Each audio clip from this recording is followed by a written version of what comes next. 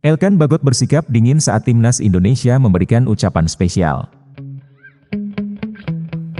PSSI sudah evaluasi pelatih timnas Indonesia Sintayong. Jens Raven tahu Sintayong belum butuh jasanya. FIFA tidak setuju laga timnas Indonesia versus Bahrain digelar di luar Jakarta. Media Vietnam was-was negaranya bakal menghadapi timnas Indonesia.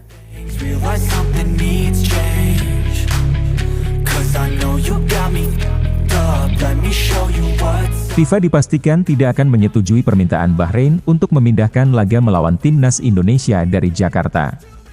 Pernyataan ini disampaikan langsung oleh Sekretaris Jenderal PSSI Yunus Nusi yang menegaskan bahwa tidak ada kemungkinan perubahan venue pertandingan tersebut. PSSI telah memastikan Jakarta sebagai lokasi pertandingan dan FIFA akan mempertimbangkan dengan matang sebelum menyetujui permintaan Bahrain. Menurutnya tidak ada alasan bagi Bahrain untuk meragukan keamanan Indonesia sebagai tuan rumah, terutama mengingat berbagai acara internasional yang sukses digelar di Indonesia. Selain itu, timnas Argentina yang merupakan juara Piala Dunia juga tidak menemui kendala apapun saat berkunjung ke Indonesia pada pertandingan persahabatan pada tahun 2023.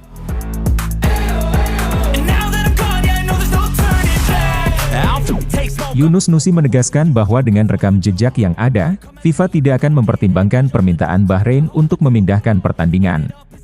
Bahrain sebagai bagian dari komunitas sepak bola internasional, harus siap dan menerima jika mereka harus bermain di Indonesia sesuai jadwal yang telah ditentukan.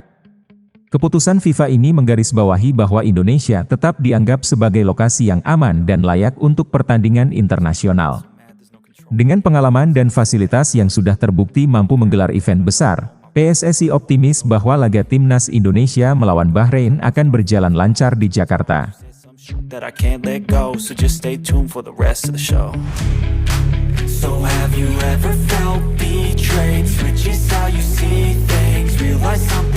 PSSI telah menyelesaikan evaluasi menyeluruh terhadap pelatih timnas Indonesia Sintayong yang bertujuan untuk mengevaluasi perkembangan skuad Garuda selama masa kepelatihannya.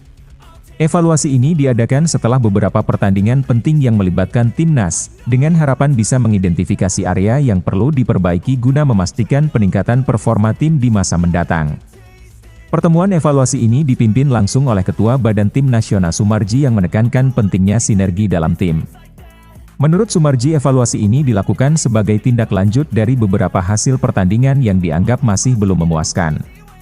Pertemuan dengan Sintayong secara khusus membahas berbagai aspek teknis dan non-teknis dalam performa tim. Salah satu isu utama yang menjadi sorotan adalah kurangnya chemistry atau kekompakan antar pemain.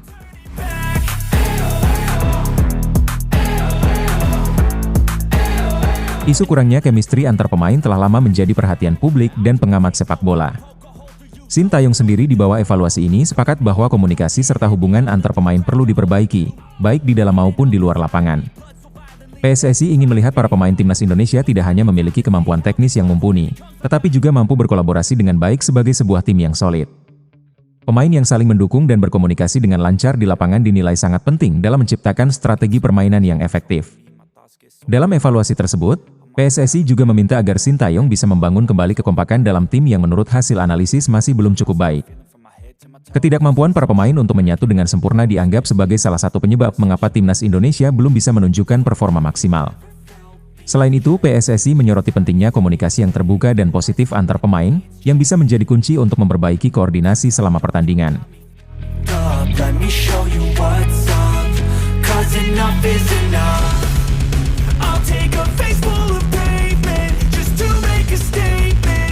Jens Raven mengakui bahwa dirinya belum menjadi bagian dari rencana pelatih senior Sintayong.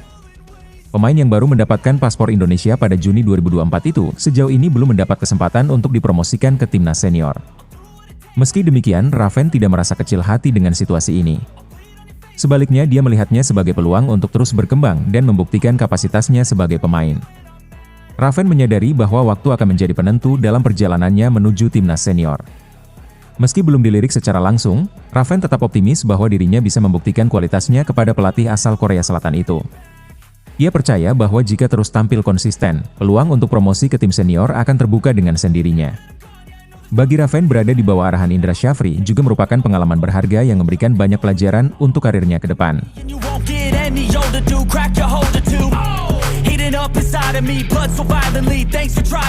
Bersama skuad Garuda Muda, Raven merasakan bahwa seluruh tim memiliki mimpi yang sama, yaitu lolos ke Piala Dunia U20.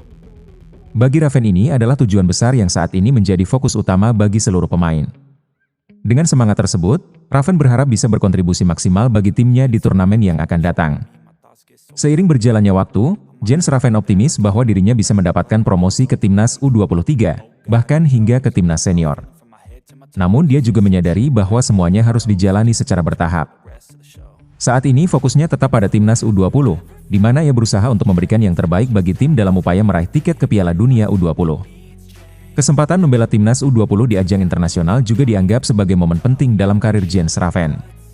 Pemain yang memiliki peran sebagai striker ini menyadari bahwa ini adalah kesempatan terakhirnya untuk berpartisipasi di level U20. Karena itu, jika berhasil membawa timnas U20 ke Piala Dunia, itu akan menjadi pencapaian yang sangat berarti bagi dirinya.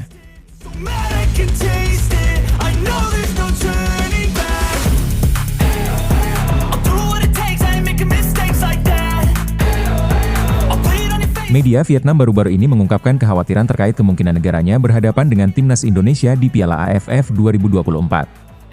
Skuad Garuda yang dilatih oleh Sintayong dinilai sebagai salah satu kekuatan besar di Asia Tenggara, dan hal ini menimbulkan kecemasan di kalangan pengamat sepak bola Vietnam.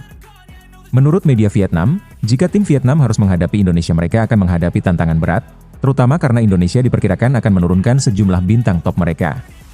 Salah satu media terkemuka Vietnam, Soha, menyoroti kekuatan timnas Indonesia yang diprediksi akan menjadi ancaman serius bagi Vietnam. Dalam artikel tersebut disebutkan bahwa beberapa pemain andalan Indonesia akan tampil di Piala AFF, dan hal ini akan menjadi tantangan besar bagi pelatih Vietnam Kim Sang-sik. Salah satu nama yang disebut oleh media Vietnam adalah Marten Pas yang saat ini bermain di MLS. Pas diharapkan bisa memperkuat lini pertahanan timnas Indonesia di turnamen tersebut. Kehadiran Pas dianggap akan memberikan keuntungan besar bagi timnas Indonesia, terutama dalam hal soliditas pertahanan. Pas yang telah menunjukkan performa mengesankan di MLS, dipandang sebagai salah satu pemain yang dapat meningkatkan kualitas timnas Indonesia di Piala AFF.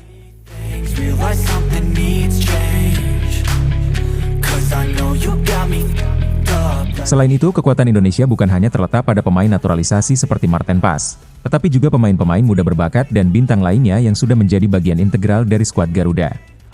Di bawah kepemimpinan Sintayong, Indonesia terus menunjukkan peningkatan performa dan tim Vietnam pun menyadari hal ini.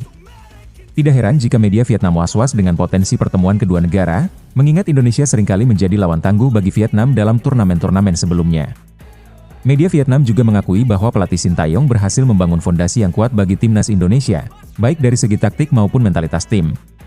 Pemain-pemain Indonesia dinilai memiliki kemampuan teknis yang baik, kecepatan dan semangat juang tinggi yang seringkali membuat lawan kesulitan menghadapi mereka.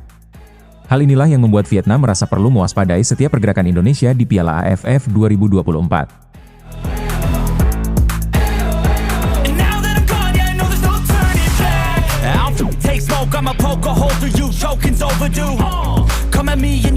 Elkan Bagot menjadi sorotan publik setelah bersikap dingin terhadap ucapan selamat ulang tahun dari akun Instagram resmi Timnas Indonesia. Pada 24 Oktober 2024, Bagot merayakan ulang tahunnya yang ke-22, dan Timnas Indonesia melalui akun media sosial mereka memberikan ucapan selamat kepada pemain bertahan berpostur tinggi itu. Namun yang menarik perhatian adalah Bagot sama sekali tidak memberikan respons terhadap ucapan tersebut, yang semakin memperkuat spekulasi adanya hubungan yang renggang antara dirinya dan pelatih Sintayong. Pemain kelahiran Bangkok ini dulunya adalah salah satu andalan lini belakang Timnas Indonesia. Karirnya di level internasional bersama skuad Garuda sempat berjalan mulus. Dan Bagot dipandang sebagai salah satu pemain masa depan yang bisa menjadi tulang punggung pertahanan Indonesia. Namun dalam beberapa bulan terakhir relasi antara Bagot dan pelatih Timnas Indonesia Sintayong tampaknya mulai terganggu. Absennya Bagot dari skuad Timnas Indonesia dalam beberapa kesempatan memicu banyak tanda tanya di kalangan penggemar dan pengamat sepak bola Indonesia.